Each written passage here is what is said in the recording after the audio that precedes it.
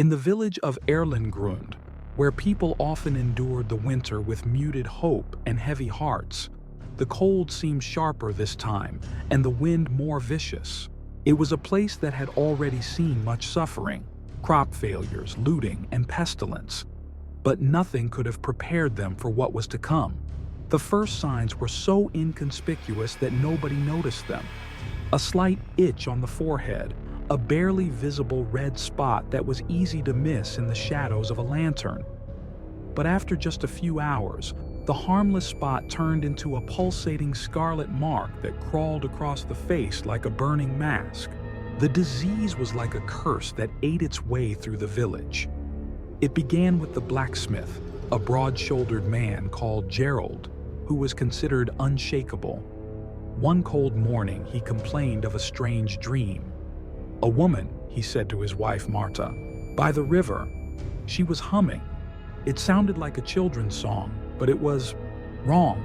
Marta waved her hand. "A dream is a dream. Maybe you've had too much to drink." But when Gerald came home that evening with a red mark on his forehead, she remained silent. 2 days later, he was dead, his face a grotesque mask of blood and rot. The villagers were seized by panic. Every step through the snow-covered streets seemed heavier, every voice quieter, and the shadows seemed to move in the corners of the huts as if whispering to the living. Some believed that the sickness came from the depths of the river that wound its way through the forest like a dark snake. It was a river full of secrets, its silent surface hiding more than it showed. There have been stories about the river for centuries. Old tales that told of a woman who lived there, a witch with a face that she hid from mortals. She was a figure of legend who brought both mercy and destruction. Sometimes, it was said, she gave people wealth, health, and long life. But woe betide anyone who aroused her wrath. The ancients said that the witch's curses often struck at the roots of her victims, destroying families and haunting generations. "It's the witch's curse," whispered old Jurgen, who was sitting in a corner of the tavern.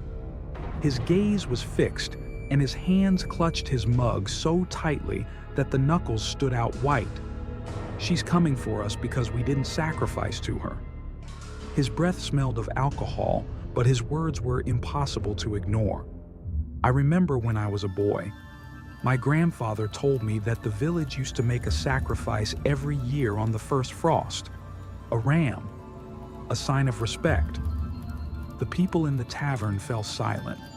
No one wanted to believe the old man's words, but the weight of his tale hung heavy in the air. When the plague had claimed a dozen lives, people began to take his stories more seriously.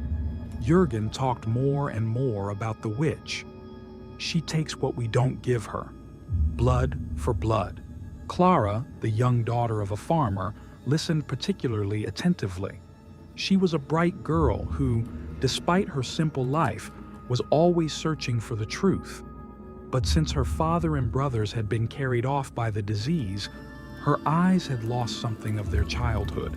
Her hair hung down in tangled strands, and her eyes, which once sparkled with joy, now seemed to carry an immeasurable weight. "What do you want to do, Clara?" asked her friend Lena when she met her one night on the outskirts of the village. The moon was high in the sky and cast its cold light on the empty streets. Clara clenched her hands into fists. "I will go to the river," she said, her voice firm. "If that witch is really there, I will confront her." Her eyes burned with determination, and yet her voice trembled slightly. She knew her words broke the barrier between courage and madness. Lena grabbed her by the arm. "Are you crazy? You can't go there. No one ever comes back from the river if they go too deep into the forest." Clara tore herself away. "And what else are we supposed to do? Wait until we all die? The old ones say she could save the village if we find her. Maybe she has a solution." The path to the river was dark and eerie. The cold bit into Clara's cheeks, and the snow beneath her heavy boots crunched like breaking bones with every step. The trees of the forest, which otherwise silently bore the seasons, seemed alive in the darkness. Their branches bent like long, gnarled fingers trying to reach for her. There seemed to be movement everywhere, shadows that she saw out of the corner of her eye, only to disappear as soon as she turned around. The wind blowing through the bare branches carried with it an eerie hum, a sound that crept deep into her mind and slowed her steps. When she finally reached the river, Clara stopped. The moon hung high in the sky, a silver sentinel whose light glittered on the frozen surface of the water. But something disturbed the immaculate stillness. Something dark shimmered in the middle of the river. When she finally reached the river, Clara stopped. The moon hung high in the sky, a silver sentinel whose light glittered on the frozen surface of the water. But something disturbed the immaculate stillness. Something dark shimmered in the middle of the river. It was a mirror, large and framed by silver decorations that looked like writhing snakes. The metal reflected the moonlight, but it looked as if the snakes were alive and moving, only to become still again as soon as Clara's eyes fixed on them. Clara hesitated. Her breath was a cloud in front of her face, her hands clammy with cold. Every instinct inside her screamed that she should turn back, that this place was not for her. But an invisible force pulled her closer. Her steps were heavy, and yet she kept moving until she was almost at the edge of the river. "What are you doing here, girl?" A voice suddenly rang out. It was as soft as silk, but every note was laced with sharp, threatening undertones. Clara whirled around, her eyes frantically searching the darkness. But there was no one there, only the forest, silent and menacing around her. Her gaze wandered back to the mirror.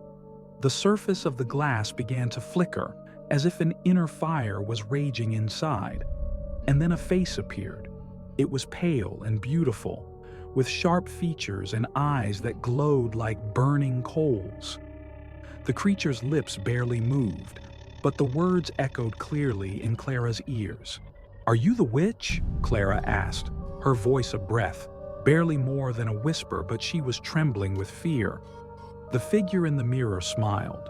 It wasn't a friendly smile. It was a cold, knowing smile that cut to the core of Clara's soul. "I am what you humans call me, witch, curse, demon, but I am none of these things. It is you who have summoned me." Clara took a step back. "Called? We didn't do anything." Her voice grew louder, more desperate. She felt the tears of fear and anger burning in her eyes. The figure seemingly leaned closer to the glass, though her form never actually stepped out of the mirror. "Your greed has summoned me. Your sins, your fear. You sold your souls long ago, and now I come for what is mine." The last word echoed through the darkness, and Clara felt the floor beneath her begin to tremble slightly. The mirror flickered again, and the snakes on its edge were now clearly moving, their silver bodies writhing in a hypnotic dance. Clara's heart raced, but her legs seemed frozen in place. She couldn't run away, and perhaps she didn't want to. Clara ran back to the village, her thoughts a chaos of fear and anger. She tried to warn people, but no one would listen to her. "You've gone mad," said Lena. "A witch? By the river?" But the plague continued to spread. Old Jurgen was next, and his face was a distorted scarlet grin as he died. Others soon followed. The disease made no distinction between young and old, rich and poor. Even the animals began to die, their bodies swollen and grotesque. One night, Clara heard the buzzing again. This time it came from her own house.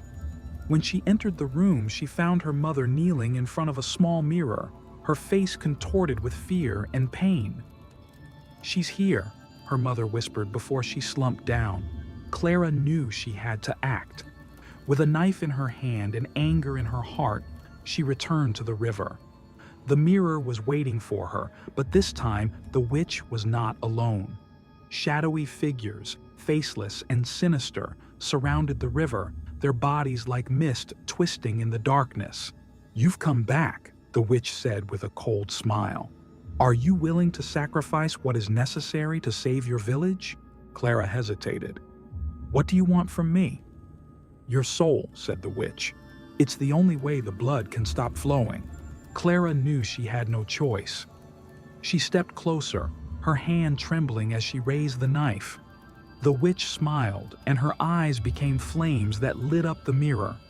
With a final gasp, Clara plunged the knife into her chest, and her blood dripped onto the mirror.